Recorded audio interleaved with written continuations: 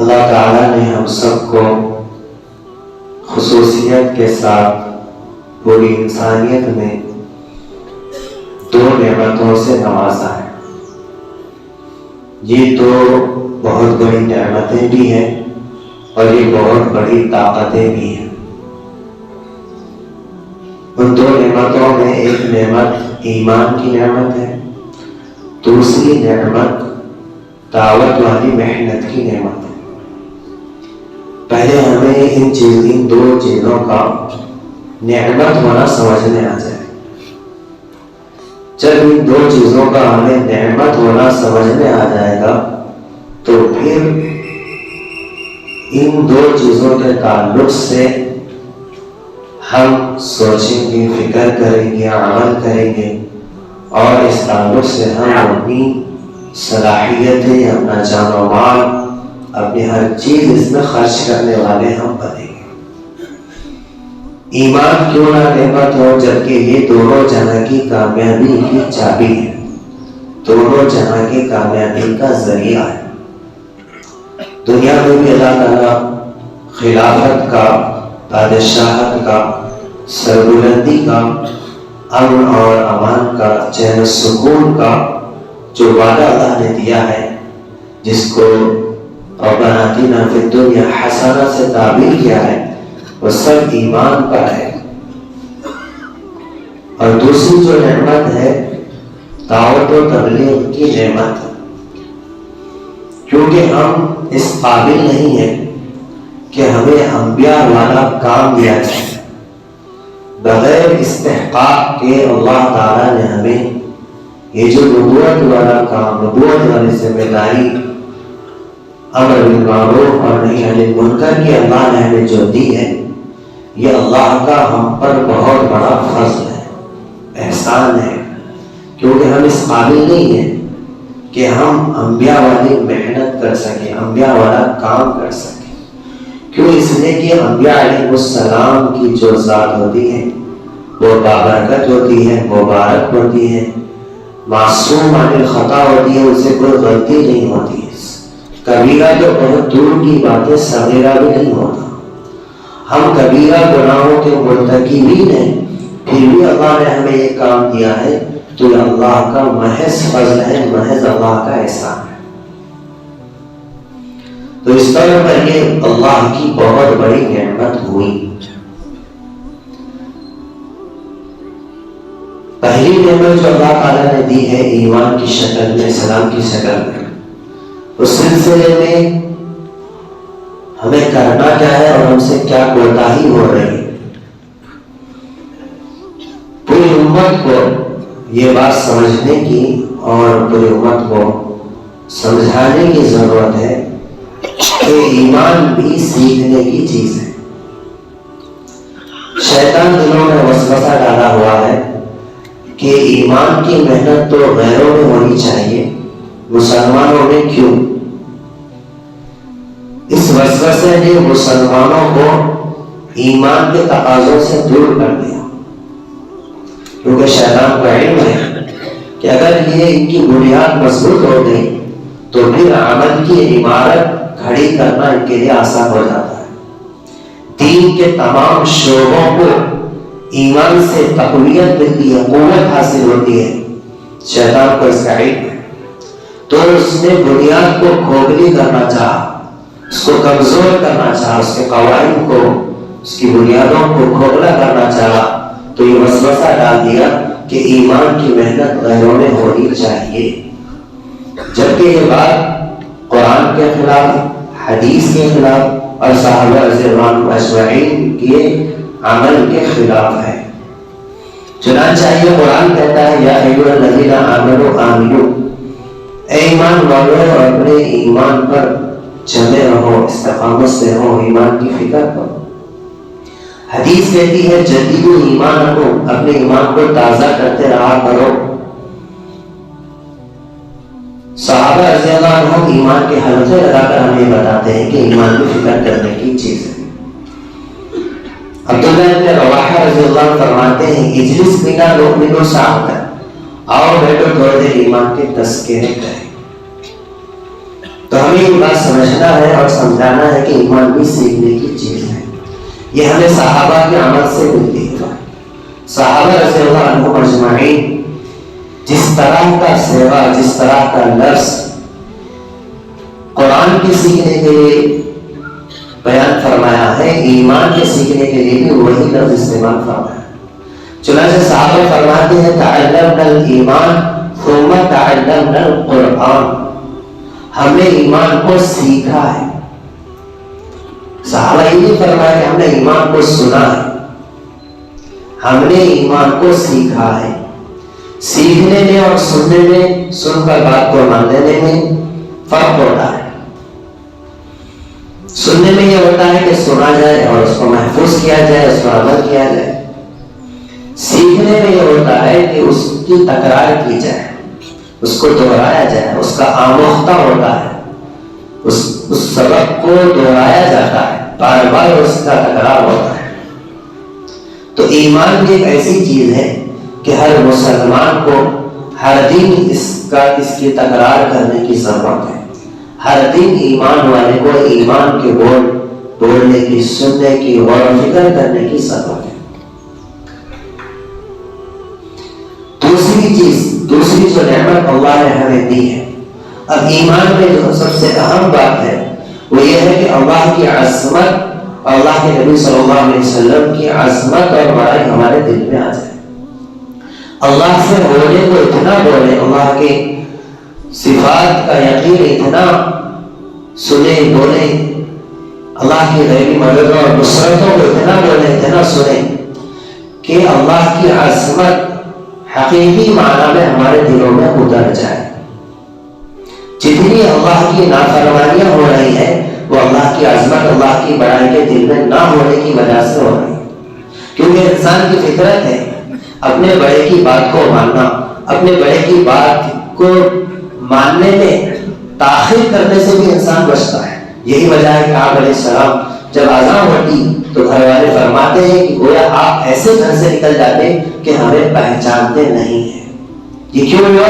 اللہ کی عظمت اور بڑائی کا دل میں اتم درجے میں، مکمل درجے میں پائے جانے کی وجہ سے ایسا ہوتا تھا.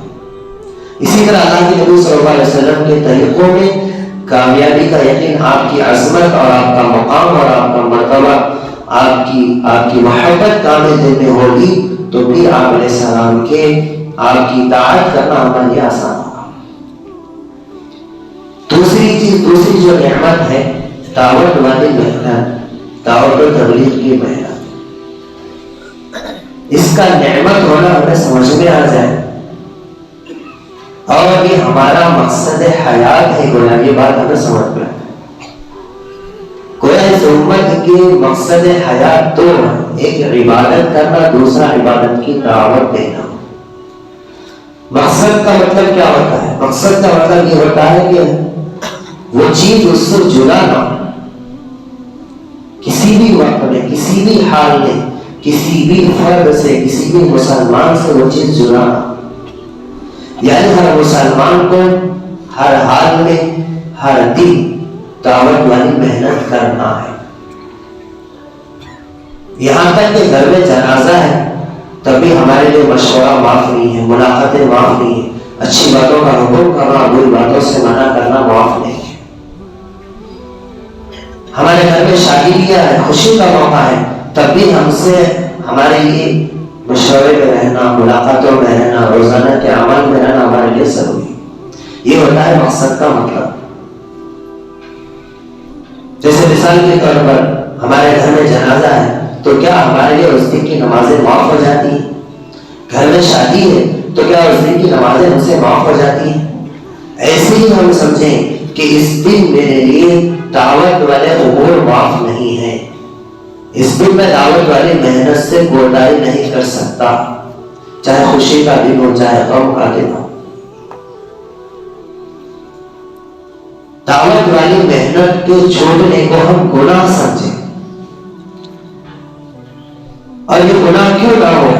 کیونکہ اس کا چھوڑنا سارے برائیوں کے جنم لینے کا ذریعہ ہے. اور ایک ایسا گناہ ہے جو نظر نہیں آتا.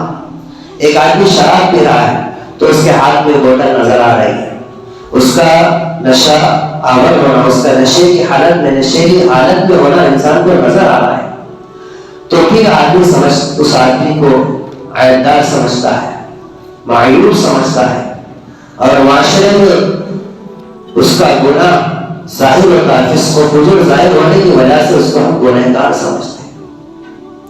جبکہ شراب پینے پر جو وہ آمدہ ہوا، ہمارے اچھی باتوں میں حکم اور بری باتوں سے منع نہ کرنے کی وجہ سے وہ،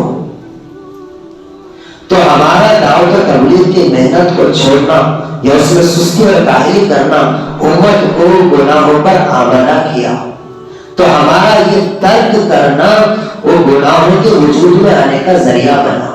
تو جس طرح گناہ قبیح چیز ہے، بری چیز ہے، اسی طرح گناہ کا ذریعہ بننا بھی قبیح اور بری چیز ہے۔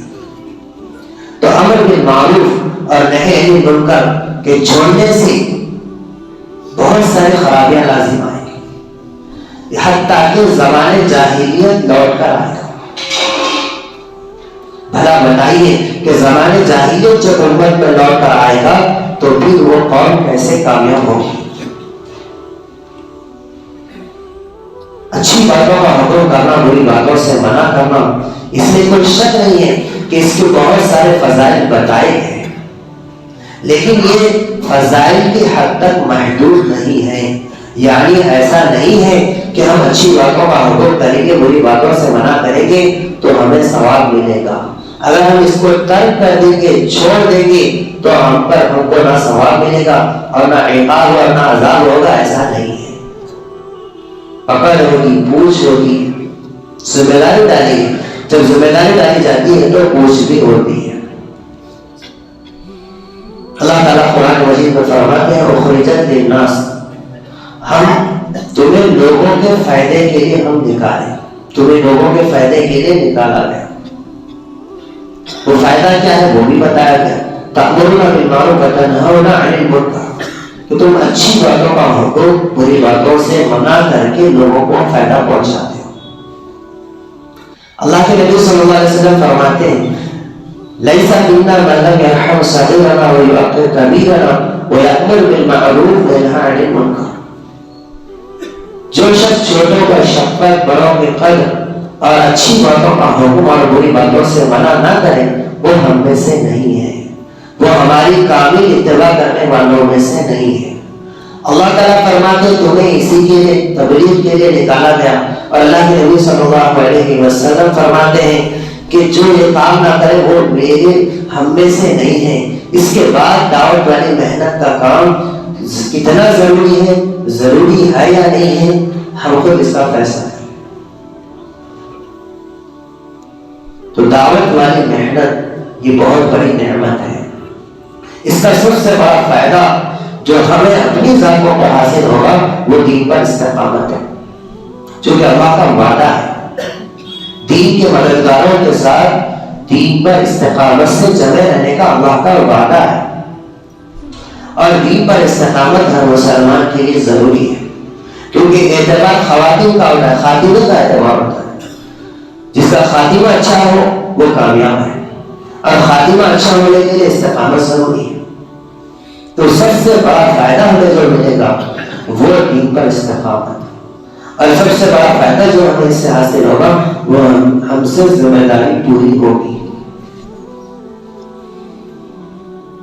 اگر ہم اس کو چھوڑ دیں گے تو پھر عابد کی جو عبادت ہے وہ رسم و رواج کا شکل اختیار کرتی ہے، اس میں استقامت نہیں ہوتی ہے۔ وہ کب اپنی عبادت کو چھوڑ دے یا اس میں سستی کرے یا اس کو ترک کر دے اور کب وہ گمراہی کے راستے پر بڑھ جائے اس کی کوئی گارنٹی نہیں ہے، کیونکہ عابد کی عبادت پر اللہ تعالیٰ کا ثواب کا تو وعدہ ہے لیکن استقامت کا وعدہ نہیں ہے۔ تو ہر مسلمان کو داعی بن کر زندگی گزارنا ہے، اور داعی اس وجہ سے بھی بننا ہے کہ جو مسلمان اپنے مذہب کا حق کا داعی نہیں ہوگا وہ باطل کا مدعو بن جائے گا، باطل اس کو دعوت دے گا، نفس اس کو دعوت دے گا، شیطان اس کو دعوت دے گا، برے دوست اس کو دعوت دیں گے، بری عادتیں اس کو دعوت دیں گی، اور اس کو گمراہی میں مبتلا کر دے گی۔ انسان کی دو ہی حالتیں ہوتی ہیں، یا تو وہ حق کی دعوت دے رہا ہوتا ہے یا باطل کو قبول کر رہا ہوتا ہے۔ لہذا ہمیں حق کی دعوت پر دعوت دینا اور اس پر چلے رہنا، ہر حال میں اس کو بجا لانا ہمارے لیے خود کی کامیابی کے لیے بھی ضروری ہے اور پوری امت کی کامیابی کے لیے بھی ضروری ہے۔ اللہ کے نبی صلی اللہ علیہ وسلم آسان مثال دے کر اس دنیا سے گئے ہیں تاکہ ہمیں سمجھ میں آ جائے کہ دعوت والی محنت کتنی ضروری ہے۔ آپ علیہ السلام کشتی کی مثال ہم بارہا تعلیم میں سنتے ہیں کہ اوپر منزل والے اگر نہیں روکیں گے تو کیا ہوگا؟ کشتی پانی سے بھر جائے گی اور دو منزل والے غرق ہو جائیں گے۔ ایسے ہی جو مسجد کو آنے والے ہیں، دیندار ہیں، جو دین سے دور ہیں، مسجد سے دور ہیں، انہیں اگر یہ مسجد کی طرف نہیں لائیں گے تو پھر یہ بھی اوپر منزل والوں کی طرح خراب ہو سکتے ہیں۔ اب ایمان کی قوت مضبوط کرنے کے لیے اور دعوت والی محنت کو اپنا مقصد حیات بنانے کے لیے ہم سب کو قربانیوں پر آنا پڑے گا۔ اللہ تعالیٰ قرآن مجید میں فرماتے ہیں، ام حسبتم ان تدخلوا الجنہ، کیا تمہارا یہ گمان ہے کہ تم جنت میں یوں ہی داخل ہو گئے؟ کیا تمہیں وہ ساری چیزیں نہیں لاحق ہوگی جو پچھلوں پر لاحق ہوئی جنہوں نے ایمان لایا؟ مستہم البأساء، بھوک بھی لاحق ہوئی، والضراء، بیماریاں بھی لاحق ہوئی، وزلزلوا، دشمن کا بھی خوف انہیں ان کے دامن گر ہوا، ہر وقت دشمن کا خوف لگا ہوا رہتا تھا۔ اتنی تکلیفیں اتنا ستایا گیا، ان کے بے ساختہ ان کی زبانوں سے یہ جملہ نکلا، متی نصر اللہ، اللہ کی مدد آخر کب آئے گی؟ تو پھر اللہ تعالیٰ کی طرف سے خوشخبری سنائی گی، الا ان نصر اللہ قریب، سنو اب اللہ کی مدد قریب ہے۔ دین کے خاطر ایک قربانی دینا، دوسری چیز ہے دین کے خاطر قربانی اور تکلیف کی محبت ہمارے دلوں میں پیدا ہونا۔ یہ قربانی کا اعلیٰ درجہ ہے۔ قربانی دو قسم کی ہے اور قربانی کا اعلیٰ درجہ کیا ہے؟ قربانی ایک قسم کی قربانی یہ ہے بدن کی قربانی، مال کی قربانی، مال خرچ کر رہے اور اپنے بدن کو دین کی خدمت کے لیے، دین کی تبلیغ کے لیے، دین کی نشر و اشاعت کے لیے ہم اپنے بدن کو اس میں لگا رہے ہیں، وقت دے رہے ہیں، تھکا رہے ہیں اپنے بدن کو، یہ قربانی ہے۔ کیونکہ یہ قربانی بھی مطلوب ہے، اس کی بھی بہت فائدے ہیں، اس کی بھی بہت اہمیت ہے، اس کا بھی بہت بڑا آخرت میں ثمرہ انسان کو حاصل ہوگا۔ ایک قربانی ہے اپنے نفس کی قربانی۔ جو آدمی نفس کی قربانی دیتا ہے وہ تکبر سے محفوظ ہوتا ہے، کبر سے محفوظ ہوتا ہے، تواضع اس کی زندگی میں آتی ہے۔ نفس کی قربانی کیا ہے کہ ہماری رائے کے خلاف کوئی بات طے ہو گئی، ہم اس بات کو بغیر کسی سوال کے، بغیر تاخیر کے، بغیر سوچ و وچار کے، بغیر دلیل اور وجہ معلوم کیے ہوئے اس بات پر آ جانا، جس کو اطاعت کہتے ہیں۔ اطاعت کا مطلب یہ ہوتا ہے کہ سننے والا جو حکم اس کو دیا گیا ہے وہ جس طرح ایک مردہ شخص غسال کے ہاتھ میں ہوتا ہے کہ غسال غسل دینے والا جدھر چاہے اس کو پلٹ دے، وہ منع نہیں کرتا، وہ پوچھتا ہی نہیں ہے کہ اتنا گرم پانی مجھ پر کیوں ڈالا گیا، اتنی دیر تک مجھے کیوں غسل دیا جا رہا ہے، مجھے غسل دینے میں تاخیر کیوں کی گئی۔ ایسے ہی ایمان والا اپنے مشورے کے تابع، اپنے امین کے تابع اور اللہ اور اس کے رسول کے حکم کے تابع ہوتا ہے۔ یہ اطاعت، کسی بھی حکم کی علت اور وجہ معلوم کرنا، یہ اطاعت میں کمزوری ہے، یہ ناقص اطاعت ہے۔ حضرت طلحہ بن برا رضی اللہ عنہ اللہ کے نبی صلی اللہ علیہ وسلم کی خدمت میں حاضر ہوتے ہیں اور آپ عرض کرتے ہیں کہ یا رسول اللہ، اے اللہ کے رسول، مجھے آپ سے بہت محبت ہے۔ تو اللہ کے نبی صلی اللہ علیہ وسلم نے امتحاناً آزمائش کے طور پر فرمایا کہ جاؤ اپنی ماں کا گلا کاٹ کر لاؤ۔ وہاں پر حضرت طلحہ بن برا رضی اللہ عنہ اللہ کے نبی صلی اللہ علیہ وسلم سے سوال نہیں کیا کہ میری ماں کی کیا غلطی ہے، آپ مجھے یہ حکم کیوں دے رہے ہیں؟ کیا اللہ کا حکم اس طرح آیا ہے؟ اللہ نے آپ کو اس طرح کا حکم دیا ہے؟ کچھ نہیں فرمایا، ایک جملہ بھی نہیں فرمایا، صرف سننا ہی تھا، فوراً ایک پرچہ لیا اور اپنے گھر کی طرف چلنے لگے۔ تو اللہ کے نبی صلی اللہ علیہ وسلم انہیں واپس بلاتے ہیں اور بلا کر فرماتے ہیں کہ میں رشتے ناطے کاٹنے کے لیے نہیں آیا ہوں، صرف آپ کی محبت کا امتحان تھا۔ یہ اطاعت تھا، یہ اطاعت کا جذبہ۔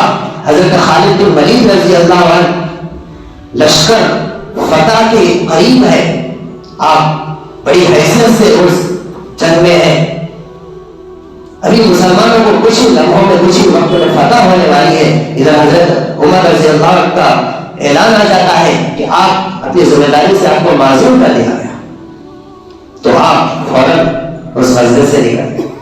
تو یہ جذبات کی قربانی، نفس کی قربانی دینا، اپنی رائے کے خلاف، اپنے مقام کے خلاف اور اپنے مرتبے کے خلاف کوئی بات آ جائے، مشورے میں طے ہو جائے، امیر صاحب کا حکم آ جائے، اللہ اس کے رسول کا حکم آ جائے، تو اس کو فوراً بجا لانا۔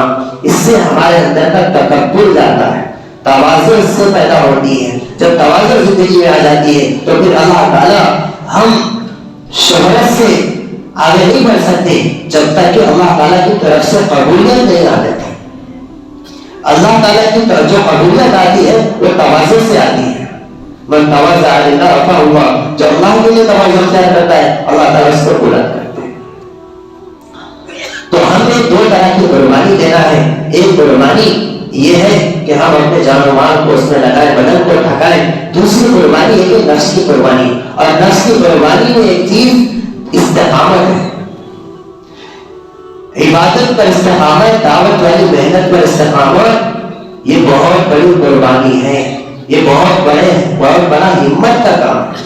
حضرت لقمان علیہ السلام اپنے بیٹے سے فرماتے ہیں، یا بنی اقم الصلاۃ وامر بالمعروف وانہی عن المنکر واصبر علی ما اصابک ان ذلک من عزم الامور۔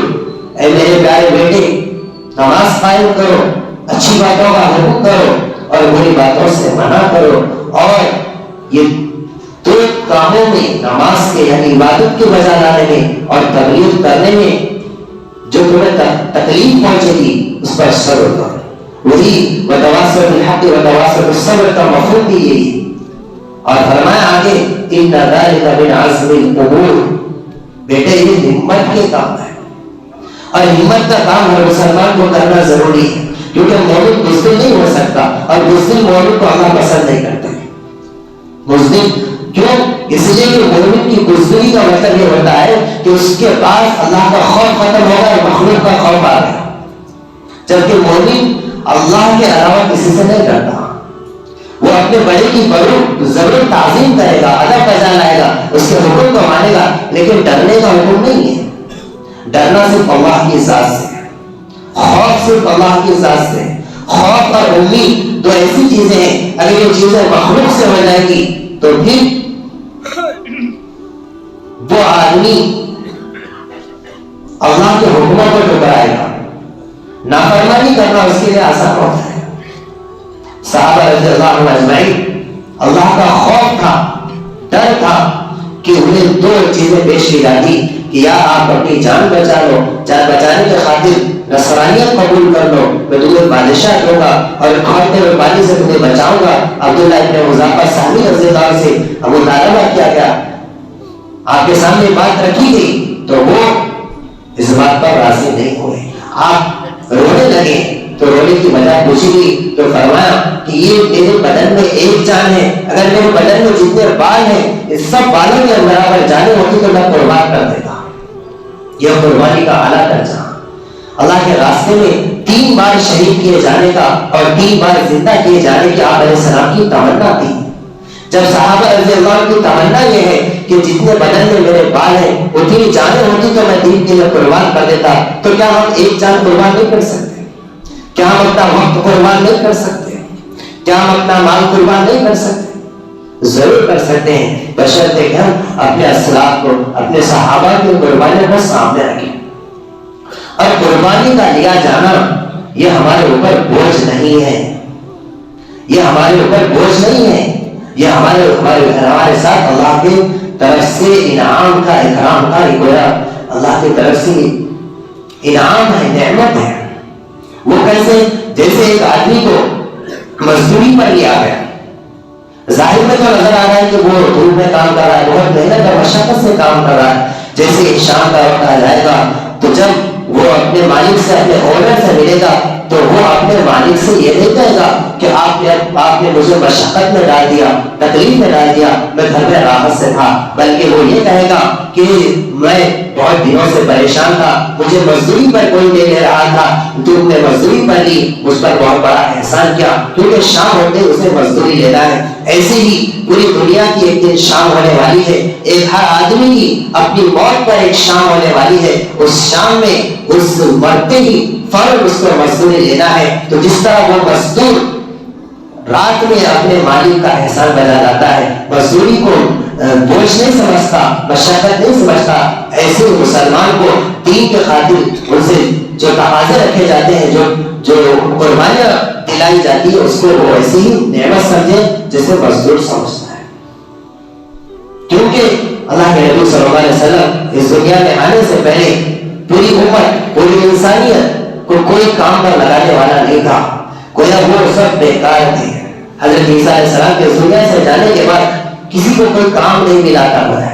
جیسے اللہ کے نبی صلی اللہ علیہ وسلم دنیا میں تشریف لائے تو سب کو گویا جس طرح کہا جاتا ہے کہ حکومت فلاں کی حکومت آئی تو سب کو نوکریاں مل گئی، تو ایسے ہی اللہ کے نبی صلی اللہ علیہ وسلم دنیا میں تشریف لائے تو وہ انسانیت کو اعلیٰ اور عرفہ نوکری ملی، اعلیٰ اور عرفہ کام ملا، ایسا کام ملا جس کی نسبت انبیاء کی طرف ہے۔